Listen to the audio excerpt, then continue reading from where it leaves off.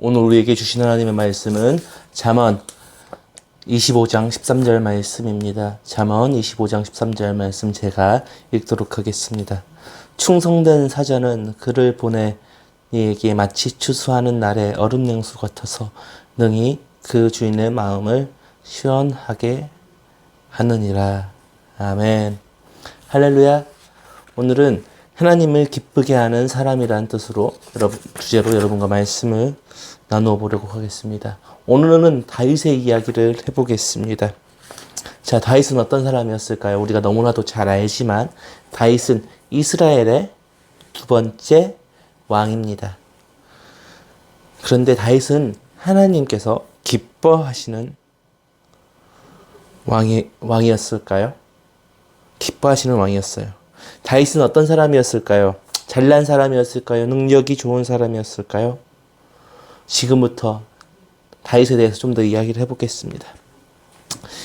예전에 이스라엘이라는 나라가 있었습니다. 이 이스라엘의 첫 번째 왕은 우리가 너무나도 잘 아는 사울입니다. 사울. 근데 처음에는 이 사람이 하나님이 보시기에 기쁘게 보였던 사람입니다. 겸손하였고요. 외모도 뛰어났습니다. 보통 사람들의 머리가 그의 어깨에 와 있을 정도 기골이 장대했다고 합니다. 그런데 왕이 되자 어떻게 변하였나요? 자신의 정치력 때문에 왕권을 놓쳤습니다. 하나님을 기쁘시게 하지 못하였습니다. 대표적으로 어떤 게 있죠? 블레셋과 전쟁을 하는데 제사장이 지내야 할 제사를 이 사울이 드려버립니다. 그래서 선지자 사무엘이 이렇게 말합니다. 제사가 순종보다 낫다라고 말을 할 정도였죠. 나중에는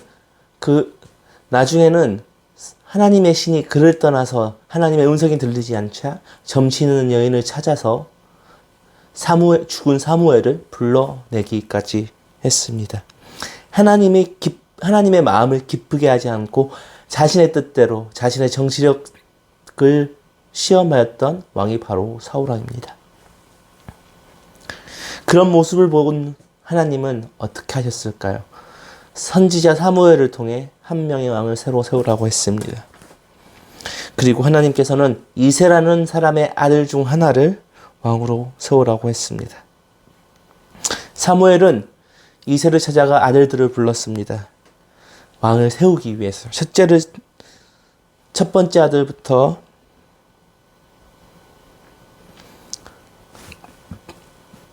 첫 번째 아들부터 그 왕을 세우기에 하나님께 묻습니다. 외모도 빼어나고 키도 크고 잘생겼습니다. 왕이 될 상입니다. 그런데 하나님은 그가 아니라고 했습니다. 둘째도, 셋째도, 넷째도, 다섯째도 막내의 차례가 됐는데 막내는 아직 오지 않았습니다. 7명의 아들을 총 봤는데 하나님께서는 7명의 아들 전부가 왕이 될 사람이 아니다. 하나님의 뜻에 합당한 자가 아니다라고 말씀하셨습니다. 그래서 사무엘이 그 이새에게 물어봤습니다. 누구 있습니까? 아들이 한 명 더 있었습니다. 양을 치는 사람이었습니다. 이 양을 친다는 것은 매우 천한 직업입니다. 막내 아들이 양을 친다. 재산도 없었을 것이고요. 시체를 만져야 하기에 매우 부정적인 직업 중 하나였습니다. 또 다윗은 죄의 싹으로 태어난 정상적인 부부 관계에서 태어난 자녀가 아니기도 했습니다. 이새는 급하게 이 막내 아들을 불러왔습니다. 그런데 하나님의 음성이 사무엘에게 임하였습니다. 이 아이에게 기름을 부어라. 그리고 사무엘은 이 다윗에게 왕의 표식인 기름을 부어주었습니다. 기름 부음을 받았다는 것은 왕이 다 선지자가 제사장이라는 뜻입니다. 왕이었다는 거죠.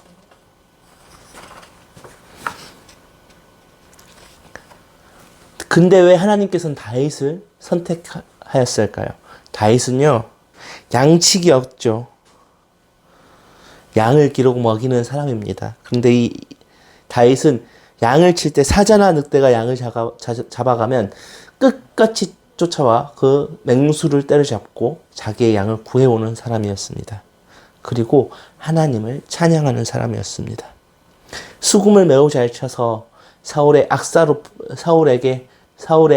뽑힐 만큼 수금을 타는 능력이 대단했습니다. 광야 사막에서 초원에서 양을 치며 수금을 타며 하나님을 찬양했던 사람입니다.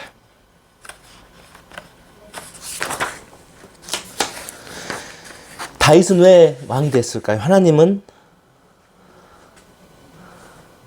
왜 다윗을 왕으로 세우셨을까요? 오늘 본문 말씀처럼 다윗은 하나님의 마음을 시원케 하는 사람이었다는 거죠. 어떻게 시원케 했나요? 다윗은 하나님을 예배하고 찬양하는 데 매우 열심이었습니다. 다윗은 양을 칠 때에도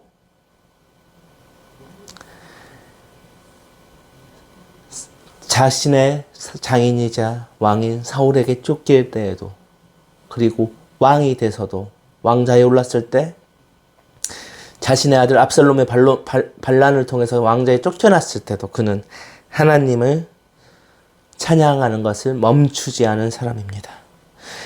하나님이 임재를 상징하는 법궤가 블레셋에 빼앗기고 다시 예루살렘으로 돌아올 때 그는 그의 속바지가 보일 정도로, 바지가 벗겨질 정도로 기뻐하며 춤추며 노래했던 사람입니다. 하나님을 기뻐했다는 겁니다. 하나님을 마음을 시원케 한다는 것, 하나님이 원하시는 사람, 하나님을 기쁘게, 하나님을 언제나 찬양한다는 것입니다. 어느 순간에도 감사와 찬양을 멈추지 않는 사람을 기뻐하신다는 겁니다.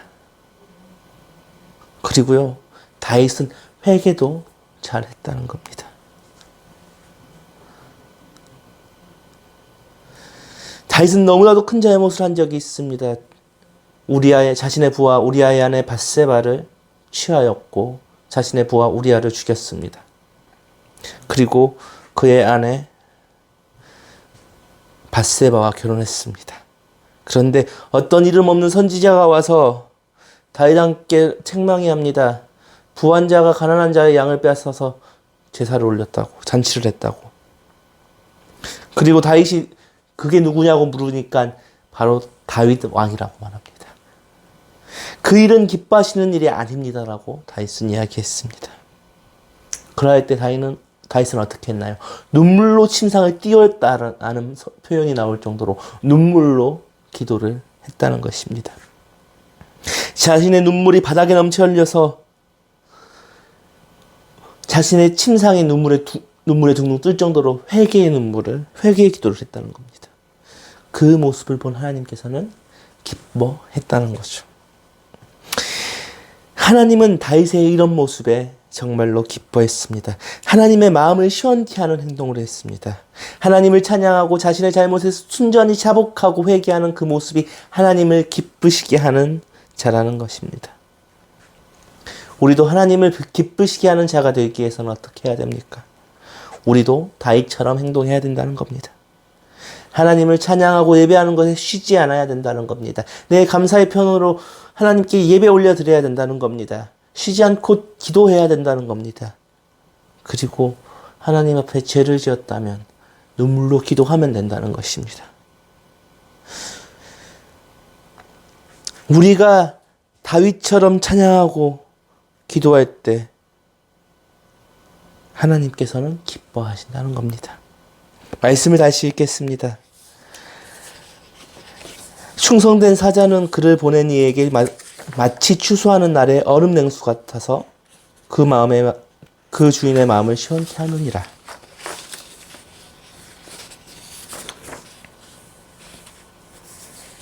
여러분, 우리는 기억해야 합니다. 여러분, 다윗처럼 찬양하고 예배하고 기도하십시오. 회개할 일이 있다면 눈물로 회개하십시오. 하나님이 일에 기뻐할 일이면 무조건 기뻐하십시오. 하나님 앞에 나와 예배할 때 하나님께서는 우리에게 놀랍게 일하신다는 것입니다. 지금은 여러분의 상황과 환경이 어려울지도 모릅니다. 그러나 하나님께서는 여러분의 모습을 보시는 게 아니라, 여러분의 환경을 보시는 것이 아니라, 여러분의 처지를 보시는 것이 아니라 하나님을 기쁘게 시원하게 하는 여러분의 찬양과 예배를 그리고 회개를 기다리고 있다는 것입니다. 그러할 때 하나님께서는 여러분을 크게 쓰실 것입니다. 기도하겠습니다. 사랑이 많으신 주님 감사합니다. 오늘도 우리가 하나님 마음에 합당하고 하나님을 기쁘게 하는 자가 되기에 말씀을 나눴습니다. 주님, 우리가 우리 마음속에서 언제나 찬양과 기도가 멈추지 않게 하여 주시고 잘못한 것이 있다면 회개하는 우리 청년부가 되도록 붙들어 주시옵소서. 그러므로 하나님을 기쁘시게 하는 우리 청년부가 되게 하여 주시옵소서. 각자의 삶의 자리에서 주님 살아가고 있습니다. 주님께서 우리의 삶 가운데서 함께하여 주사 언제나 지켜주시옵소서. 이 모든 말씀 살아계신 우리 주 예수 그리스도와 이름으로 기도합니다. 아멘.